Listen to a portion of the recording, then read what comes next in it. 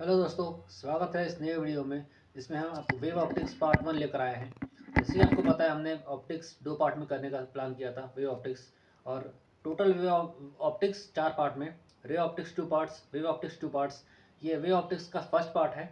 इसके पहले हमने रे ऑप्टिक्स का 2 पार्ट्स किया हुआ है। आप पिछले में वीडियो में जाकर देख सकते हैं। इसमें हम क्या देखने वाले हैं, देखते हैं। बट कंटेंट्स हमारे क्या क्या होने वाले हैं। Contents is wavefront interference, constructive and destructive interference, Young's double slit experiment, fringe width, and Young's double slit experiment, YDSE setup kept in different medium. So friends, ये हमारे कंटेंट्स हमारे आज के इस वीडियो के। हम देखते हैं एक एक करके सारे टॉपिक्स कवर करेंगे। Let start with the topic wave front. What is wave front friends? हमने पहले पढ़ा हुआ इसके बारे में। When light propagates the locus of all points oscillating in same phase is called wave front. मतलब हमारे पास लोकस है, यानी एक के बाद एक करके बहुत सारे पॉइंट्स, नंबर ऑफ पॉइंट्स।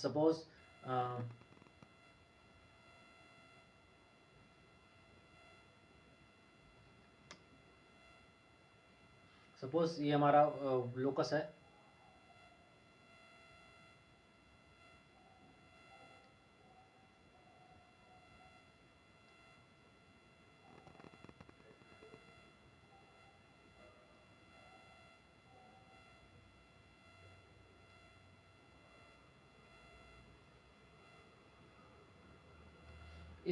इस लोकस पर हम जो ये आपको जैसे डायग्राम में दिख रहा है फ्रेंड्स, ये लोकस आपको पॉइंट दिख रहा है, सर्कुलर सर्कुलर।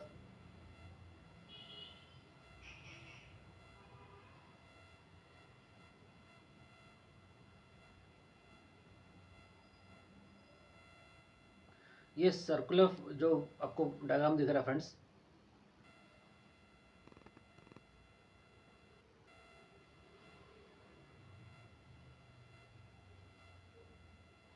जो सर्कुलर फॉर्म में दिख रहा है, ups and downs, right and left, जो डायमीटर क्रॉस डायमीटर दिख रहा है, ये एक स्फेरिकल वेव फ्रंट है। दैट मीन्स इसमें हमने देखा spherical, cylindrical and parallel wave fronts. In spherical में आपको जैसे दिख रहा होगा एक पॉइंट सोर्स। सपोज आप किसी एक रूम में बैठे हैं और आपने लाइट ऑन किया, तो मान लीजिए लाइट बल्ब, और वो बल्ब जो है एक पॉइंट सोर्स की तरह काम कर रहा है। वो उस बल्ब से निकलने वाली लाइट जो है, जिस फॉर्म में आगे बढ़ेगी बाकी कमरे तक, पूरे पूरे रूम को जो उजाला पहुंचाएगी, जिस फॉर्म में पहुंचाएगी, उस फॉर्म को हम कहते हैं स्फेरिकल वेव फ्रंट। नेक्स्ट है friends cylindrical wave front. Friends, दो दीवारों के बीच से निकलने वाली लाइट जो है, दो दीवारों के बीच से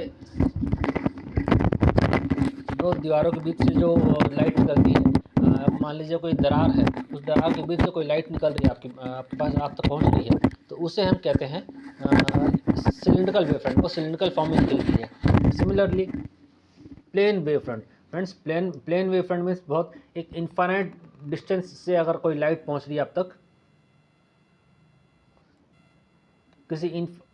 किसी इनफाइनाइट डिस्टेंस से अगर कोई लाइट आप तक पहुंच रही है, तो उसे हम कहते हैं प्लेन वेव फ्रंट।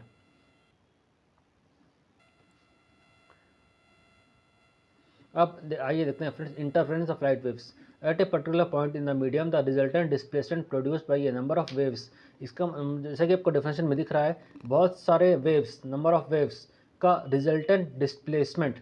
मतलब एक वेव, दो वेव नहीं है, बहुत सारे वेव्स हैं। उन सभी वेव्स का अगर हम डिस्प्लेसमेंट फाइंड करेंगे, तो हमें जो मिलेगा वो उसका वेक्टर सम जो मिलेगा, that is interference of light waves. मान लेते हैं दो वेव्स है, y1 और y2, और उन वेव्स का वेव इक्वेशन हमने पहले पढ़ा हुआ है। ईएम वेव्स में भी पहले पढ़ चुके हैं इसके बारे में हम।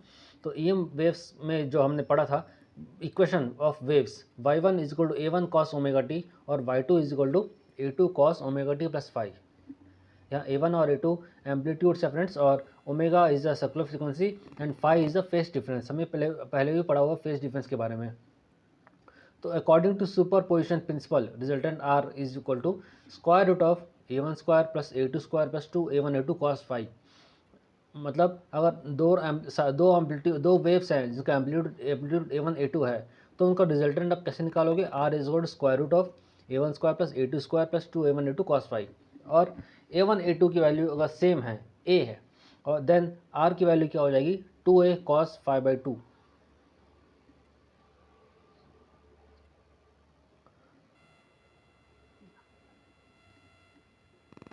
नेक्स्ट फ्रेंड्स आगे देखते हैं,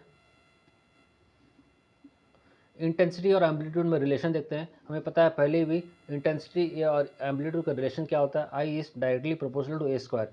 intensity is directly proportional to square of amplitude. I is equal to A one square plus A two square plus 2a1 a2 cos phi. I is equal to I one plus I two plus 2 square root of I one I two cos phi. In terms of amplitude A one square A two square हो जाएगा, in terms of intensity I one I two हो जाएगा।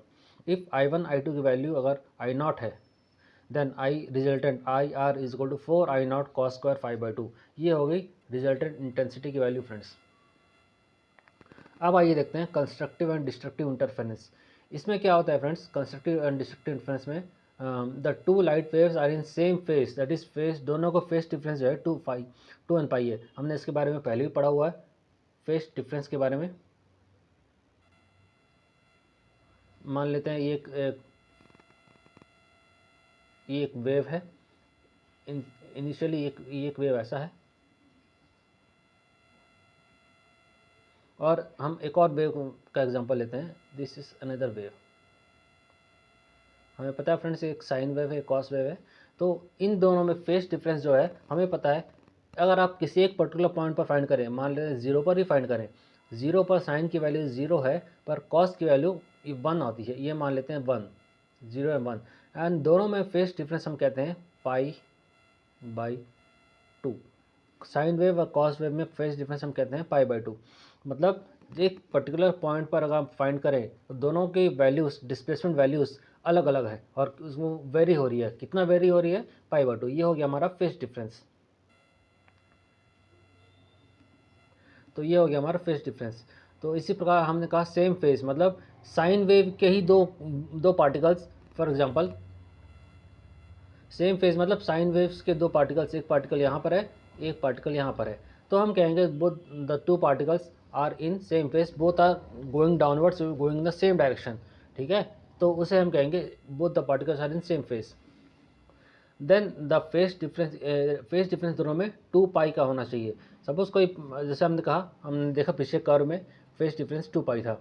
Then resultant amplitude and intensity will be R is equal to, हमने पहले a1 a2 का value देख चुके थे, रिजल्टेंट वैल्यू, तो R is equal to a1 plus a2 is equal to a, दोनों की वैल्यू a है तो R is equal to 2a हो जाएगी। और i is equal to square root of bracket square root of i1 plus i2 whole square, that is if i1 i2 की value i not है तो i r हो जाएगा 4 i not, अगर हम cos 2π की वैल्यू 1 मान लें। रिजल्ट, अब एक और important relation friends, relation between path difference del and phase difference phi. Delta is equal to होता है λ/2π इंटू फाई। ये वेरी इंपॉर्टेंट रिलेशन फ्रेंड्स, को याद रखना है। ये कई बार जेई मेंस में, नीट में डायरेक्ट फार्मूला बेस्ड क्वेश्चन आते हैं, पार्ट डिफरेंस और फेस डिफरेंस के बीच में रिलेशन पूछता है। ठीक है, अगर हम वैल्यू फाई की वैल्यू रखें, डेल्टा इज इक्वल टू इस फॉर्मूला में λ/2π इंटू 2n पाई, तो 2/2π कैंसिल हो जाएगा, जो बचेगा वो है n लैम्डा। तो this is for condition for constructive interference, या कंस्ट्रक्टिव इंटरफेरेंस को हम एक और बात बोलते हैं, दैट इज मैक्सिमा। तो condition for maxima delta is equal to 2n pi. Similarly condition for destructive interference, जिसे हम मिनिमा भी कहते हैं, इसका डेफिनेशन देखिए, the two light waves are in opposite phase और आउट ऑफ फेस, जिसे हम कहते हैं आउट ऑफ फेस या अपोजिट फेस, और इसका या फिर इसका फेस डिफरेंस क्या होना चाहिए, 2n+1 पाई। देन रिजल्टेंट एम्पलीट्यूड, दोनों के वैल्यू अगर a1 a2 की वैल्यू सेम मान ले, mod of a1 minus a2, या फिर a की वैल्यू ज़्यादा हो सकती है, कम हो सकती है, इसलिए हमने मॉड ले लिया, तो नेगेटिव में r is equal to mod of a1 minus a2 0 and i is equal to square root of i1 minus i2 whole square equal to 0। मतलब रिजल्टेंट एम्पलीट्यूड भी 0 आएगा और इंटेंसिटी भी 0 आएगी। यहाँ आएगा मिनिमा, मिनिमा मतलब there is no light in the output, output में कोई लाइट नहीं मिलेगी आपको, इसे कहते हैं कंडीशन फॉर मिनिमा। और by relation delta is equal to λ/2π into phi, इसका पुट करते हैं फाई की वैल्यू, क्या मिलेगा, delta is equal to 2n+1 λ/2, इसे क्या हम कहते हैं कंडीशन फॉर मिनिमा। ठीक है friends, hope this constructive and destructive maximum minimum concept clear है आपका। इससे क्वेश्चंस आते ही हैं। Now the very very very most important Young's double slit experiment, इससे क्वेश्चंस ना आए ऐसा हो ही नहीं सकता। चाहे जो बोर्ड एग्ज़ाम्स हो, चाहे 12th बोर्ड, चाहे नीट, जेईई मेंस, एडवांस, सारे कॉम्पिटिटिव एग्ज़ाम्स में फिज़िक्स के एग्ज़ाम्स जहाँ जहाँ होते हैं, हर एग्ज़ाम में इसके रिलेटेड क्वेश्चंस आते ही हैं। अब देखते हैं क्या होता है Young's double slit experiment. If x is the ये फ्रेंड्स हम ज़्यादा डेरिवेशन में नहीं जाएंगे, ये शॉर्ट वीडियो है, इसमें हम क्विक फार्मूला बेस्ड रिवीजन कर रहे हैं।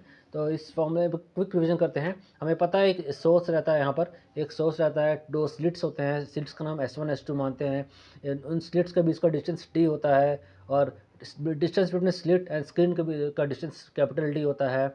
और जिस पॉइंट पर हम इंटरफेरेंस फाइंड करने वाले हैं, पॉइंट P, वो सेंट्रल पॉइंट सेंटर एक्सिस से x डिस्टेंस पर होता है। ये हमें बेसिक नॉलेज है। देन हमें पाथ डिफरेंस और फेस डिफरेंस फाइंड करना है। Path difference delta is equal to होता है x into D upon D, and phase difference phi is equal to 2 pi by lambda into del. Therefore phase difference phi is equal to 2 pi by lambda into x D by D, that is phi is equal to 2 pi by lambda x D upon D. ये हो गया हमारा phase difference. इसमें हम particularly इसमें हम maximum minimum find करते हैं friends. Bright and dark fringes, friends हमें पता है इंटरफेरेंस में क्या होता है, one two light waves super impose, अगर वो कंस्ट्रक्टिव इंटरफेरेंस फॉर्म कर रहे हैं तो हमें ब्राइट लाइट मिलेगा, और डिस्ट्रक्टिव फॉर्म कर रहे हैं तो हमें लाइट मिलेगा ही नहीं, it will be darkness, complete darkness. तो ब्राइट एंड डार्क फ्रिंजेस किस किस पोजिशन पर मिलेंगे हमें ये पता करना है। तो देखते हैं distance of nth bright fringe from center C, therefore that is x D by D हमने देखा था, और हमने यहाँ हम एक्स का वैल्यू एन लग देते हैं, x n D by D is equal to n lambda, therefore x n is equal to n lambda D by D. इस अगर हमें लैम्डा की वैल्यू पता है, डिस्टेंस डी पता है, स्मॉल डिस्टेंस बिटवीन स्लिट पता है, और एन की वैल्यू पर्टिकुलर वैल्यू के लिए, एन की इवन वैल्यू के लिए हमें पता चल जाएगा कि किस पोजिशन पर हमें ब्राइट फ्रिंज मिल रहा है। Similarly distance of n plus one dark fringe from center C, x D upon D is equal to 2n-1 into lambda by 2। इसका अगर सिम्प्लीफाई करें किस पोजीशन पर डार्क फ्रिंज मिलेगा, x n is equal to 2n-1 into lambda D upon 2d। मतलब अगर हम lambda D और डी की वैल्यू पता चल जाए तो एन की वैल्यू सब्स्टिट्यूट करके हमें ये मालूम चल जाएगा कि किस पोजीशन पर डार्क फ्रिंज मिलने वाला है।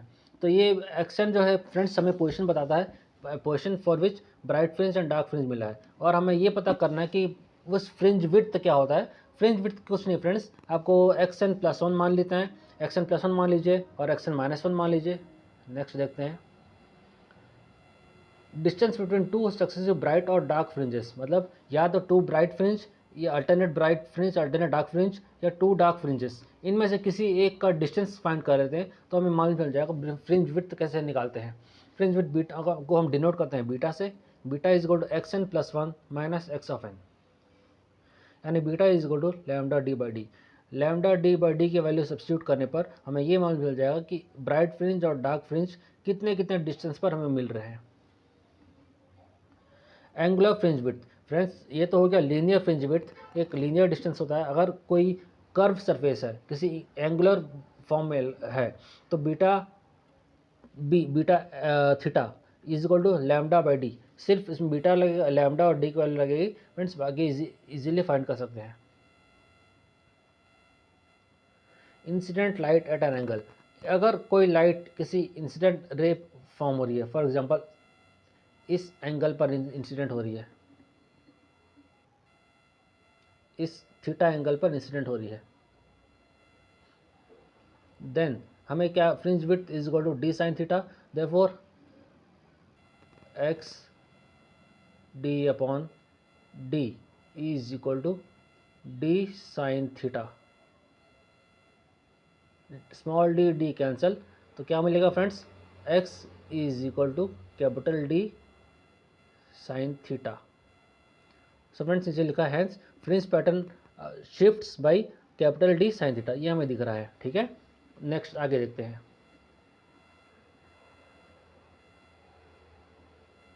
If YDSC setup is kept in transparent medium, हमें पता है अगर किसी ट्रांसपेरेंट मीडियम में रखा हुआ है तो हमें पहले सबसे पहले वेवलेंथ फाइंड करना पड़ेगा। हमें पता है वेवलेंथ की value lambda dash new wavelength after keeping the setup in new medium, lambda dash is equal to lambda upon mu हो जाएगा, where mu is the reflective index of that particular medium. तो अब जब value substitute करेंगे, fringe width होता है beta is equal to lambda D by D, beta dash is equal to lambda dash D by D, और lambda dash की value lambda by mu होते हैं, तो beta dash is equal to lambda D upon D mu. So इस तरह beta dash will be is equal to new fringe width will be equal to beta times upon refractive index. इसका मतलब यह है, हमें पता है रिफ्रैक्टिव इंडेक्स 1 से ज़्यादा होती है, तो न्यू रिफ्रैक्टिव इंडेक्स जो है new fringe width old fringe width से कम हो जाएगी। ये इसका ये मीनिंग है फ्रेंड्स। ये तो हो गया पार्ट 1 हमारा। हम नेक्स्ट जो कंटिन्यू करने वाले हैं पार्ट 2 में रिमेनिंग पार्ट कंटिन्यू करेंगे, that is diffraction and polarisation. The rate will be continue in second part. Thank you friends.